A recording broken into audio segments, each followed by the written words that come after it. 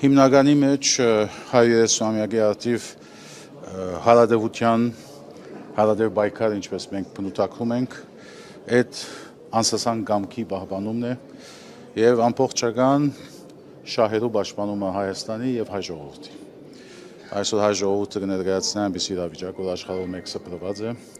դրա համար աշխատում ենք մենք աշխարհով մեկ, բայց բնականաբար գիծակետը հայրենիքն է եւ ընդհանրապես հայության իրավիճակը եւ պահանջները, որ ունենք ողջ աշխարհից։ Այդ ուղղությամբ բոլորս կամավոր զինվորներ ենք, պատրաստ աշխարհելու, որ իրականացնենք այդ հիմնական նպատակները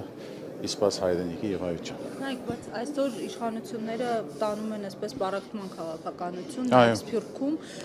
ամեն դեպքում այդ մասին ահազանգեր հնչեցնում են նաեւ լրատվամիջոցների միջոցով, Սփյուռքի տարբեր շրջանակներ, տարբեր կառույցներ, ասում են, որ իրենց չի գոհացնում այսպես ավանդական ինստիտուտները Սփյուռքի եւ իրենք նոր այսպես կառույցների կարիք ունեն։ Ամեն դեպքում Զարե Սինանյանը դրա համար ջանք չի խնայում։ Ձեր դիրքորոշումը ինչպիսին է, ինչ վիճակ է սպահին Սփյուռքում, ինչին եք ականատես դուք լինում, բարակտում կա թե ոչ։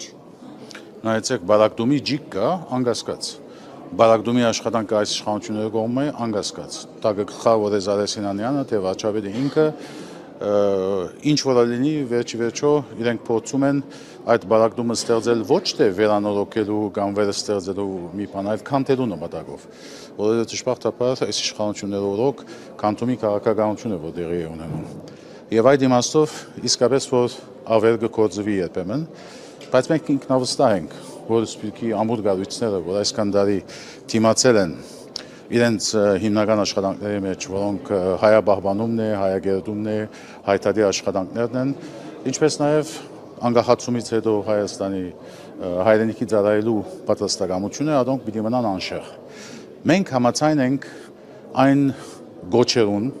որ գսվի թե անհրաժեշտ է վերանորոգել, վերաթարմացնել, նորավիճ ներարկել, բայց այդ չի նշանակել եղածը քանդել, այլ կնշանակի բազապես հավելյալ թափ տալ այդ աշխատանքներին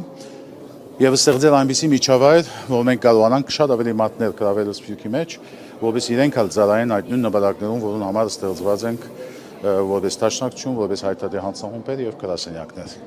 Սա է հիմնական մարտահրավերը, որ մենք կարողացի չափ ընդհանրացենք, ավելի ներառենք մարդիկ, բացացենք դոգոսը աշխուժը Սփյուռքի, որովհետեւ ճիշտ է, որ Սփյուռքի մեջ վերջո փոքրամասնությունն է, որ աշխուժ է, փոքրամասնությունն է, որ հարթակի վրա է, փոքրամասնությունն է, որ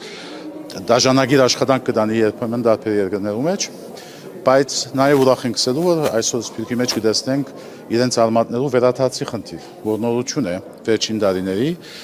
ես Ամերիկայի եւ Կանադայի մեջ օրինակ ցուրված հայերի մի զանգվածի մոտ, իրենց զավակների մոտ տեսնում է այդ վերաթացի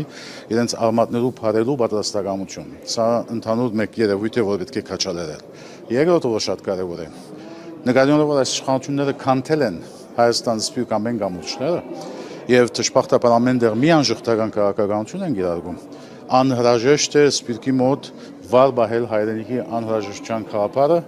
որովհետեւ գազ անկված նույնիսկ աշխուժը Սփյուռքի մեջ, որը սկսել են հոգնել եւ օդարվել Հայաստանից։ Սա մեզ համար անընդունելի երևույթ է, որը ամենտեղ գտնում ենք, որ պետությունը ուրիշ բան է, իշխանությունը ուրիշ բան է, մեկը մնայուն է, իշխանությունը կնայուն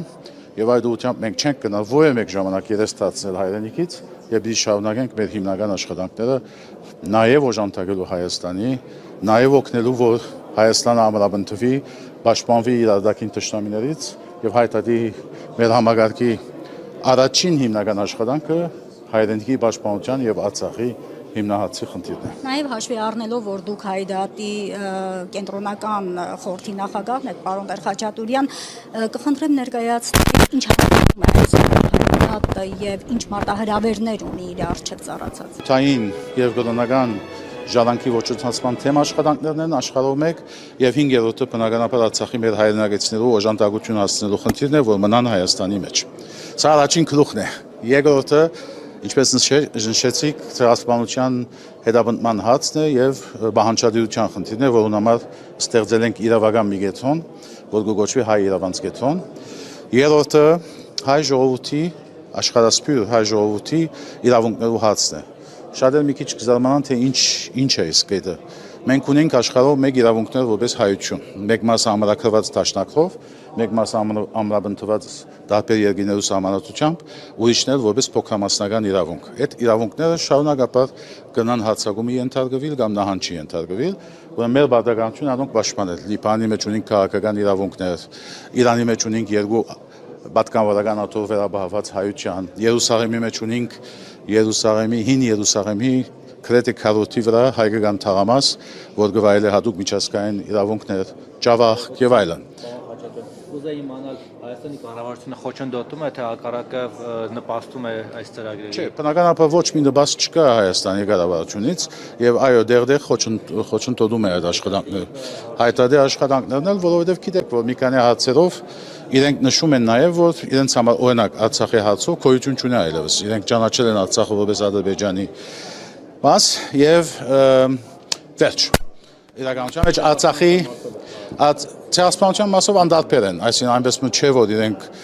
ցեղասպանության շղթումի քաղաքականություն են առաջարկում, բայց անդարբերությունը մեր նույնիսկ բարեկամները օգտագործում են ասելու համար, որ դե լավ ցեր բեդությունը այս հացի հանդեպ հրակցություն չի ցուցաբերում, այս ինչի արդյունք է։ Փորձում ենք բացատրել, թե մենք չենք բաժնել այդ գազիկը եւ աշխատում ենք թուսը որպես տարբեր երկրների քաղաքացիներ եւ այդ ցեղով ենք բանջում, այսինքն ասում ենք, որ միան Հայաստանի իշխանության գազիկը չէ հարկավոր, այլ նաեւ հայությունը ունի համահայկական բանջներ, որոնց մեջ կինա այդ բաժինը եւս։